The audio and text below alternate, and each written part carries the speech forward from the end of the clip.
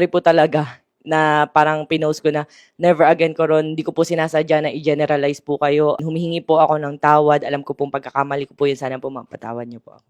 At gusto ko rin pong linawin na pumunta po kami doon sa munisipyo bilang hindi isang celebrity, hindi bilang isang influencer, at hindi bilang, lalo na, hindi bilang Rendon Labrador, Rosmar, or Marquitan na nagreklamo. Pumunta po kami doon dahil bilang isang Pilipino, simpleng tao na nasaktan sa nangyari dahil sa isang comment ng isang public servant.